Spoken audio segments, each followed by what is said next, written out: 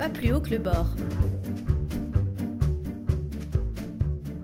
Monsieur le Président, ne faites pas cette tête, Christophe, ce n'est pas à vous que je parle.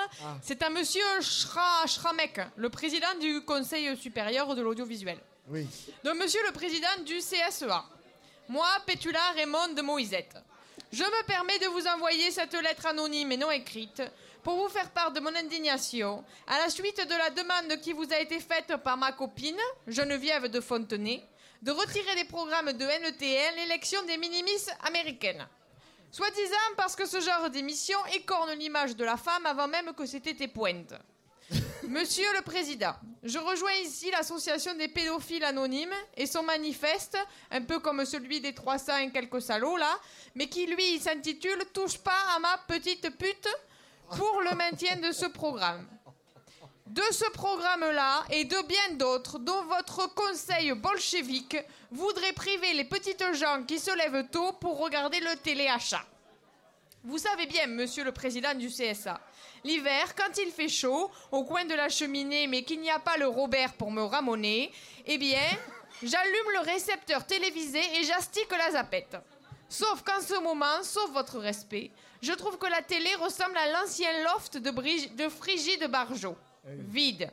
Expulser des programmes tous mes favoris de l'écran. Où sont donc passés la belle et ses princes presque charmants ? Christophe, pour vous avertir, c'est l'histoire d'une bombasse atomique devant choisir entre une dizaine de thons nourris au maïs transgénique et quelques éphèbes suralimentés en protéines. Dans cette émission, on peut se régaler d'images pleines de sens, comme celle de la belle à poil, en train de se faire masser par un jeune puceau-bègue au bord de l'apoplexie. Ah, il faut que je regarde ces programmes. Ah oui, c'est à voir.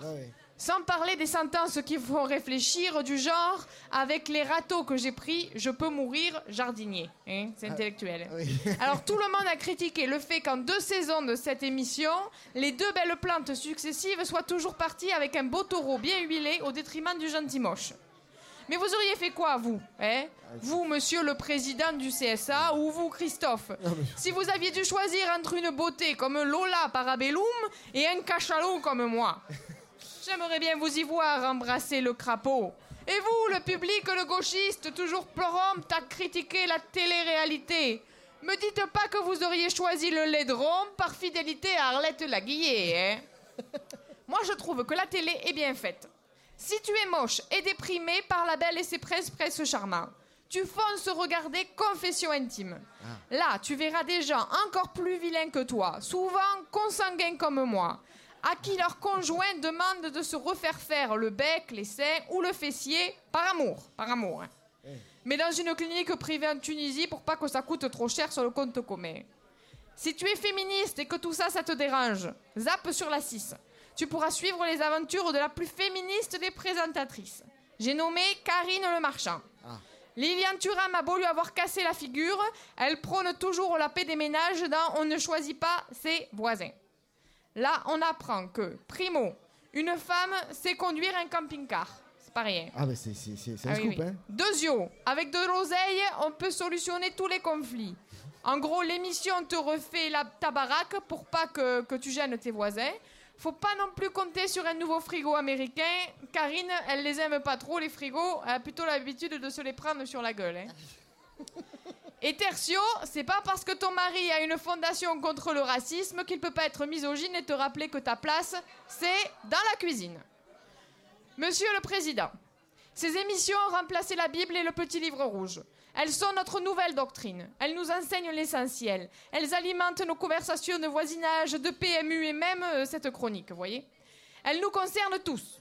Qui, dans cette salle, n'a jamais maté en douce les ébats gracieux entre un agriculteur fan de country et une ménagère désespérée ? Qui ne s'est jamais senti formidable en regardant sur Confession intime un sexagénaire sans testicules raconter qu'il rêve de sauter son hamster ? Qui n'a pas été ému intérieurement en admirant la nouvelle minimis de 6 ans et déjà 4 interventions de chirurgie esthétique ? Qui ? Moi. Ah bah non, mais j'ai jamais regardé. Ça compte pas, Christophe. Bon, d'accord. Monsieur le président du CSA, rendez-nous Nabila. Bravo. Enfin, bravo. C'était celui-là, quoi. C'est comme...